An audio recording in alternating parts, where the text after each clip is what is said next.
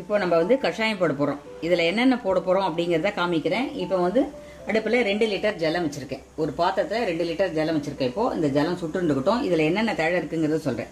மெயினா தூதுவளை போட்டிருக்கேன், ஓமவல்லி தழை போட்டிருக்கேன். இது வந்து ஆடாதொடை, இது வந்து ஆடாதொடையோடது. இது வந்து ஓமவல்லி, ஓமத்துக்கு பற்றி அந்த ஓமவல்லி தழைன்னு சொல்லுவோம் இல்லையா, இந்த மாதிரி திக்காக இருக்கும். இது வந்து ஓமவல்லி போட்டிருக்கேன். அடுத்தது தூதுவளை. தூதுவளைங்கிறது இலை இப்படி இருக்கும், முள்ளு முள்ளாக இருக்கும். நம்ம அதை வந்து கட் பண்ணிட்டு இப்படி எடுத்துக்கணும். இப்படி ஓரத்துக்கெல்லாம் நிறைய முள் இருக்கும், இதில் எல்லாம் முள் இருக்கும். இந்த முள்ளெல்லாம் பிச்சுட்டு இது மாதிரி எடுத்துக்கணும். இது வந்து இருமல் சளியெல்லாம் இருக்கு இல்லையா, அதெல்லாம் அப்படியே கரைச்சின்னு வந்துடும். நெஞ்சு சளியெல்லாம் இருக்கு இல்லையா, அதெல்லாம் கரைச்சின்னு வந்துடும். இதை வந்து 3 வயசு குழந்தையிலேருந்து நம்ம பெரியவா வரைக்கும் குடிக்கலாம். குழந்தைகள் அப்படிங்கும்போது அதுக்கு ஒரு அளவா வந்து ஒரு என்ன சொல்றது, ஒரு 2 டேபிள் ஸ்பூன் அந்த அளவுக்கு கொடுத்தா போறோம். ஒரு 2 பாலாட்ட சொல்றோம் இல்லையா, அந்த மாதிரி கொடுத்தா போறோம். இப்ப நம்ம பெரியவா குடிக்கிறோம் அப்படின்னா அவளுக்கு ஒரு 1/2 டம்ளர் அளவு குடிக்கலாம். இது ரெகுலரா குடிக்க கூடாது, வாரத்துக்கு ஒரு நாள் குடிச்சா போறோம்.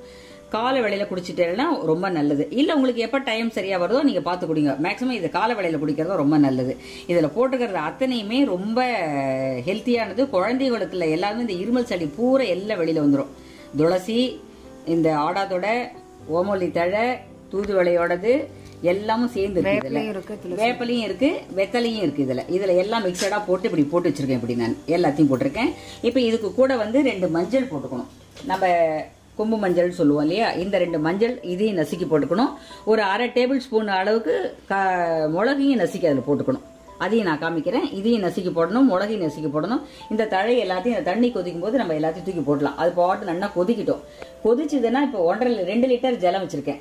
1/2 லிட்டர் அளவுக்கு சுண்டட்டும். 1/2 லிட்டர் ஜலம் இருக்கும். இதை வந்து நமக்கு தேவையான இப்போ எவ்வளவு பேர் இருக்குமோ அதுக்கு தகுந்த மாதிரி போட்டுக்கலாம். இதை வந்து ஒரு 10 பேர் தாராளமாக கொஞ்சம் கொஞ்சமா எடுத்துக்கலாம். இது வந்து இப்போ போட்டிருக்கேன். இப்போ நான் எல்லாத்தையும் போடுறேன். இதுல மிளகும் மஞ்சளையும் நசுக்கிட்டு அதையும் போட்டுடலாம் அதுலயே. இப்போ இந்த எல்லாத்தையும் அதுல அப்படியே முழுசா போட்டுடலாம். அப்படியே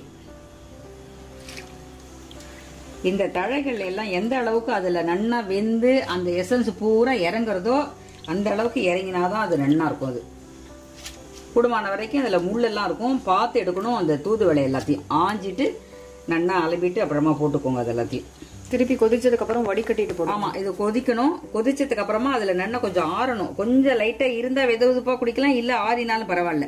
இது போட்டுட்டு நன்னா அந்த எசன்ஸ் எல்லாம் இறங்கி 1/2 லிட்டர் ஜலம் குறையணும். அதுல 2 லிட்டர் வச்சிருக்கேன். 1/2 லிட்டர் அளவுக்கு ஜலம் குறையணும். 1/2 லிட்டர் அளவுக்கு கஷாயம் அதுல இருக்கும்.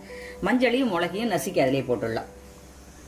இப்போ வேப்பலை அதெல்லாம் இருக்கிறதுனால இப்ப இதுல நம்ம வேப்பலை எல்லாம் போட்டுருக்கோம். வேப்பலை எல்லாம் இருக்கிறதுனால குழந்தைகளுக்கு பெரியவாளுக்கு யாருக்கா இருந்தாலும் வயிற்றுல பூச்சி இருக்குன்னு சொல்றோம் இல்லையா, அது எல்லாமும் கியூர் ஆயிடும், அதுவும் சரியாயிடும். இருமல் உள்ளவா மட்டும், சளி இருமல் உள்ளவா மட்டும் இந்த கஷாயத்தை போட்டு குடிங்க. நமக்கு இருமல் சளி இல்ல அப்படின்னா நம்ம குடிக்கணுங்கிற அவசியம் கிடையாது. ஏன்னா சளிக்காக தான் இது மெயினா போடுற கஷாயம்.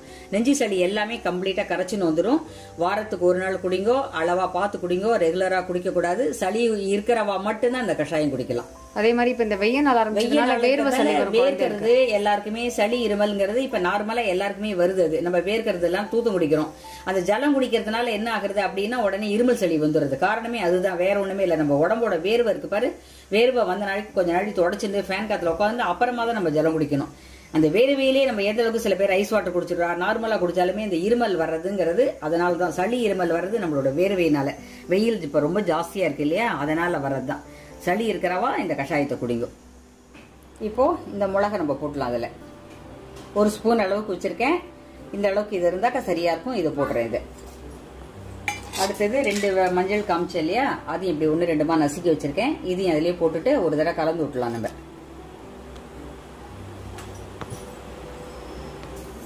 இதை ஒரு தடவை கலந்து விட்டுருவோம்.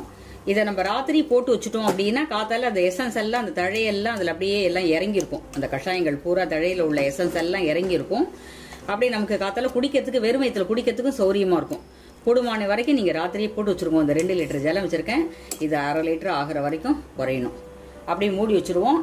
அது கொதிச்சதுக்கு அப்புறமா காமிக்கிறேன், காத்தால பார்க்கலாம். அதே மாதிரி குழந்தைகளுக்கு கொடுக்கும்போது இதுல துளி தேன் கலந்து கொடுக்கணும். ஆமா, தேன் கலந்து குடிச்சா அந்த இருமலுக்குலாம் ரொம்ப நல்லது. குழந்தையில வந்து அந்த கசப்பு இருக்கும், அதுல கொஞ்சம் உரப்பு கசப்பெல்லாம் இருக்கு இல்லையா, அதுல கொஞ்சம் தேன் விட்டு கலந்து குழந்தைகளுக்கு கொடுத்துட்டோம் அப்படின்னா அது தெரிஞ்சுக்காது. கொஞ்சம் ஸ்வீட்னஸ் இருக்கிறதுனால தெரியாது, குடிச்சிடும் குழந்தைகள்.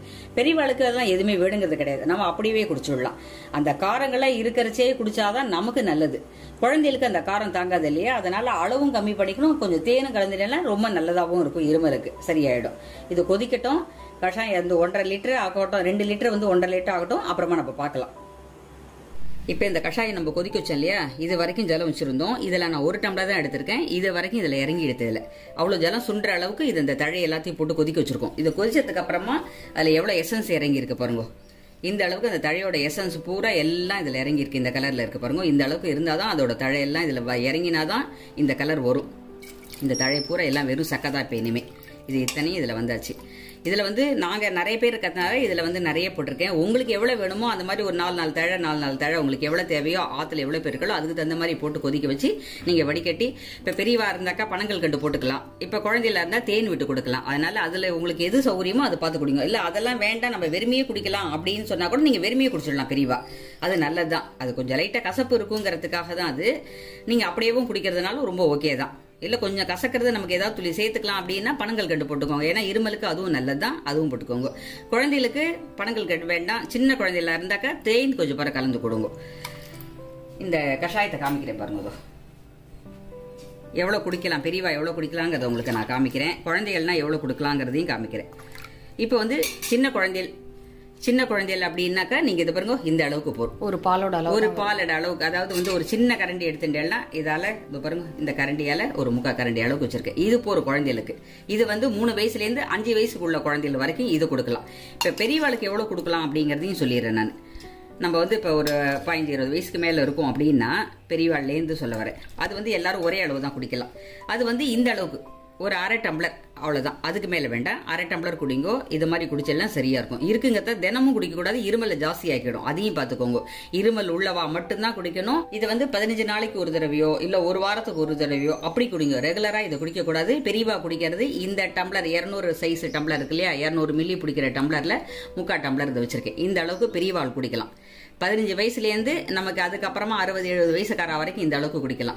தேனோ நம்ம இல்லைன்னா பனங்கள் கொண்டோ உங்களுக்கு பனை வெல்லமோ என்னது இருக்கோ அது வேணும்னா போட்டுக்கோங்க. பெரியவாளுக்கு வேண்டாம் அப்படின்னா நீங்க விட்டுடலாம். அது இந்த கஷாயம் குடிக்கிறது அவ்வளோ நல்லது உடம்புக்கு. இது குடிச்சிட்டு எப்படி இருக்கு அப்படின்றத கமெண்ட்ல சொல்லுங்க.